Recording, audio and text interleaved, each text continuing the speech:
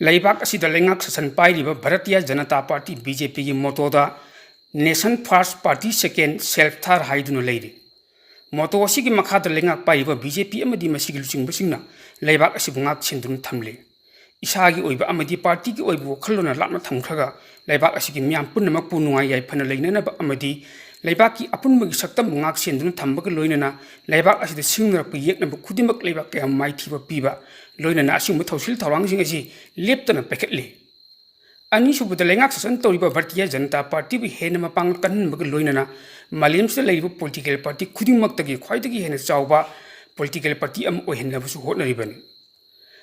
Tasengnamakki su Bharatiya Janata Party haiba political party si malemsida leiba political party khudimak tagi khwaidagi chawba party amani haina miyamna hainaribani. Asumna lengak paiba amadi BJP ki luchingba Nation First Party Second haiba ideology asi ngaktuna chatpaga loinana isagi oiba self haiba sina ahum subada thamle. Adubu khwaidagi hena laibak thibadi state asida leiba BJP ki luchingba singki Nation First Party Second amadi self thar haiba si wanthok karimata khangdabagi mongda lengak sasan tawduna leiri. BJP ki moto karino haibatu su khanglamde adunani ngasi Manipur loiba khamba naidraba conflict situation asi warochin ama hauju pho propangamdan leiba asi. Manipur da self first party second amadi nation thar oiduna thamle. Nation first thambu oiram labadi isagi oijaba punamak thaduklaga leibak miyang gi damak kathok ngamgadabani. Leibak miyang gi damak tani hairagadi isana phamliba chauki phawba thadok pani ghanaba toroidabani. Isagi oiba lan thum lepsinba tasinba khomjinba haibaduna second oina thambaga matungda leibak miyang gi yaifanabagi damak thabuk tawgdaban. Hauki bachai 2023 gi May gi tang ahum dagi tholiba thodok asigi matangda lengak paiba luchingba singna leigiba wathok asi waroshin karibu phuknabu hotnaribagi. Lengak paiba singki manungda nakpak lepna sakti munabu hotnaba ngaktani luraba leibak ki oiba tanja asida rajniti gi khudongchaba launaraga phammunnanabu hotnabagi matamdusu natte. Laibak ki damaktani hairagadi pham thadoklaga miyam gi damakta tawbu yaba thabaksing du tawgadabani haibu wakhalon amadi madugi achetpa phirep adu leifam thokpani. Adubu punamak asigi ona tainabada ikoi state asida leiba rajniti wala singdi sakti painabagi mikona bada leibak miyam punamak awaba khangmu ngamde. Auji Manipur gi miyam kari karamba phibamda leibagi haibudu su uba ngamde. Chaningai thakningai leitabagi awaba kongkai mark asida macha masu singbu mahi masing tamhannabu hotnabada school gi phi phawbu thiba ngamdaduna aduki mati wana khangnaribani. Hojik state asida nungairiba haibabu phamjaw paiba luchingba singni makhoigi lepsin kiba maral matum sing adu chahi chama chukna kaitholaga charga su loiba ngamlaroidaba phibam amada leirabanina miyangmi awaba su ubide miyangmi wakatsu tabide.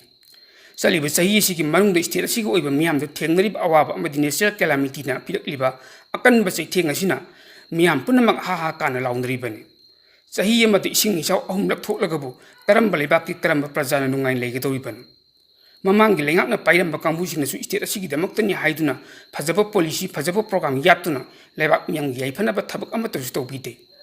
Bharat lengak state asigi miyamgi damakta amani chakot thorangsingi damakta thadarakba selfamsing angam mathausingna makhoi lanai gi oiba fit kausing changhan khibadagi development gi thabak thoram khudimak fail oiri.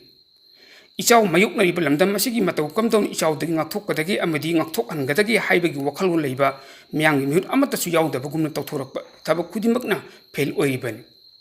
Marinaba department na akanba instruction piduna thadarakba selfamsing adu chanaba thabaksin ningthina sunanaba pawtaksu amata pibide.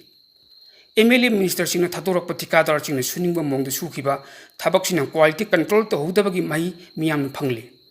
Tikada oriented oiba MLA minister sing leiribu makai Manipur gi miyam chokhatloi haibasidi ikhangda khangnarbu wafamne. Hojik Bharatiya Janata Party na Nation First Party Second amadi third self haibadi wanthok Manipur da leite. Manipur da Nation First thorom pangthokani haina tawriba sisu aduki mati ikainingaini. Isagi thamoida amadi isagi wakhalonda Nation First haibasi yawdana mataw kamdona Nation First ki thorom pangthokadoribani. Aduna Bharat pumbagi oina pangthokadoriba Nation First ki thoromasi Manipur gadi aduki matik tayonare. Lengak paibadi yawramba MLA minister singi asset yangu makhoina lepsiliba lanthum sanalupa nupi angang singi nungainaba amadi yaifanaba khotnariba sing adu kupna yengluragadi Nation First haibadi wanthok leiribra. Ikaiba khangba miyanggi mihutching oiramragadi aikhoina oiramliba thabak sing asi Nation First ki ona tainabunda leire self first na mangjil thabo chatlamle aduga hojikti aikoi punamak Nation First mang tharaga chatkadabani haibu wakhalonsing adu sandokpa matam oirabani. ꯇꯦꯟꯈ꯭ꯔꯕ ꯆꯍꯤ ꯈꯔ ꯑꯁꯤꯗ ꯑꯩꯈꯣꯏ ꯄꯨꯝꯅꯃꯛꯅ ꯇꯧꯔꯝꯂꯤꯕ ꯊꯕꯛꯁꯤꯡ ꯑꯗꯨ ꯑꯔꯥꯟꯕꯅꯤ ꯍꯥꯏꯕ ꯈꯪꯂꯒ ꯃꯤꯌꯥꯝꯗ ꯑꯦꯄꯣꯂꯣꯖꯥꯏꯖ ꯇꯧꯕꯒꯤ ꯊꯧꯅꯥ ꯑꯗꯨ ꯂꯩꯔꯒꯗꯤ ꯃꯅꯤꯄꯨꯔ ꯑꯗꯨꯛꯀꯤ ꯃꯇꯤꯛ ꯆꯥꯎꯈꯠꯀꯅꯤ तसेंना हाइरबदा पॉलिटिक्स करीनो हाइब लुचिंगबसिंग लेरमलगति ngasi मणिपुरदा लेरिबा मियाम पुनमकना वानरिबसि वरमबोय खल्ली ngasi gi politician sing na haine matik chabu lुचिंगबसिंग लेरमदबा लेरिबो लुचिंगबसिंग असिना तुंगी लंबी उबंगमदबा ngahek ngahek ki oibo khalon puduna chakkhibadagi ngasi di manipur मियाम अवाब फिबमदा लेरिबन matang ngasi da tholibu wangdi ngangliba lawibo politician sing aduna politics haibisi karino haiba mamutan khanglabra masagi oiba benefit masagi oiba political हाइबदी मधु खक येंगलगा हेन अखंग आई सारग लमदम असिगी मियामबु अपंगबु सिबगी थोंग हौजि याम तोनि चथरि हौजि लेरिबो politician सिंग असिदा मणिपुरगी ओइबा मियामना कयामुक याम थाजब थमलिबगे हाइबदु मखोइ मसाना खंगजदे मखोइगी मतुंगदा मिया lakh कयाना तुकचना हंगोइना ngangribasing asi ताबा हिब ngamde मियामना तुकचना रब politician सिंग अदुबु मियामगी मिफमदि यौहनदुना तौसिना बासन कया पिहल्ली अदुगुम लुचिंगबसिंग अदुना पिकलिबा बासन पिरकलिबा बासन सिंग अदु तारगा उरगा करी ngangribagi हाइबदुसु खंजिनबा चुंगनी हौजिक मणिपुरदा लेरिबा politician खुदिमक state असिगी ओइबा मसिंग यामबा मियामना यामना फजन अमत ngangnदे सही अनि मखाइ फजिलकलबा स्टेट असिगी माइते यमदि कुकीगी लालसि लोइसिनना बहोनबगी मुहुत्ता अमुकैना पाथोक चौथोक हंदुना लोइबा खंबा नाइदबगी कनु इरांग अमा थोलकपसिदा लेहौनबा सिल्लिबा खुदिमक स्टेट असिगी मियामना खंगद उदब नत्ते ngasi state asigi miyam punmak khongkhut punchilaga thambiri madugi chapchaba result karamba matamda phanggadagi haibududi politician sing khanggadabani haugiba kumja 2023 gi megi tang ahum dagi tholibu irang ngasi kori su karino kori su haibisi leibu politician sing asina tongan tongan wan thokaya piduna neinari asema kori su karino haibududi miyam punamana khangbaga loinana sinpha punari bani nomagi suja nomjaraga hingnana basara tanjariba apangwa praja singna state असिगी ओइब कोरिसु करिनो हाइबदु खंग ngamlaga मियांगी म्युनी हाइना थ्रोइबल चिंगबसिंग अमदि पॉलिटिशियन सिंग खंगदबगी मरमना करिगिनो कोरिसुगी मतंगदा तोंगान तोंगान वफम कया फोंदोकनखरे पॉलिटिशियन सिंग फोंदोकलि वफम खुदिमक प्रिंट अमदि इलेक्ट्रॉनिक मीडिया सिंगदा फोंदोरपग लोइनना सोशल मीडिया दसु भाइरल चतकी मतंग असिदा स्टेट असिगी मियामना पुथोलि वहंसिंग अदुदि हाइबु वहंसिंग अदु तरमलगदि पॉलिटिशियन सिंग असि अदुकि मति काइनिंगाइनि हौजिकसु पॉलिटिशियन सिंगी ममाइदा सौन तोपगी मोंग इकाइबा नाइदना ngahek ngahek ki oina pangang ngangnari masi punamak sing asi state asigi oiba intellectual circle sing amadi academic science sing na kupni yenglibani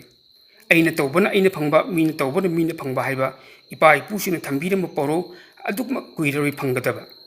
mathangi lakadriba election da chin thiba machin thiba oidaba ngangba miyam da namthak tawu politician sing khara tambina bagi damakta sem sadun leinraban हौजिक ओरिबा Manipur की फिवम मसिद राजनीति की ओइबा थौरी चिंबी अतौबा याबा मतमला राजनीति की ओइबा खेनबा थमदन state सिगी मियाम थेंगरिबा अवाबा कया सिंग अदु कोहन्नबगी दमक तो होनगदबा नत्रा मधु तौबगी मुता राजनीति वाला सिंग मखोइ मखोइ ओइबा शक्ति पाइनना होनबरोमदा माइ ओनसिनदुन लेइबदगी लेइबा इशू सिगी सोल्यूशन पुरनबा होनदे इरांग थोलबा राजनीति की खुदोंचाबा लौरगा हाइबगी फिवम ओइने लेइरि मणिपुर की मियाम पांगदबनी अखोइ राजनीति वालानी मियांगी म्युनी हाइदुन तौनिंग तनुबा थबक तौबई अदु याबा नते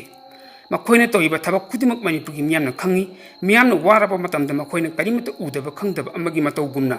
मरल मथुमचिंग लेप्सिनदुन इमुंग मनुंग नुंगाइनबा सिलिबा अदुसु मियाम पुनमना खंगलिबनी आइबा अमदी मियामदा पौदमजरिबा सैदुर माइबम एडिटर इपाक टीवी न्यूज़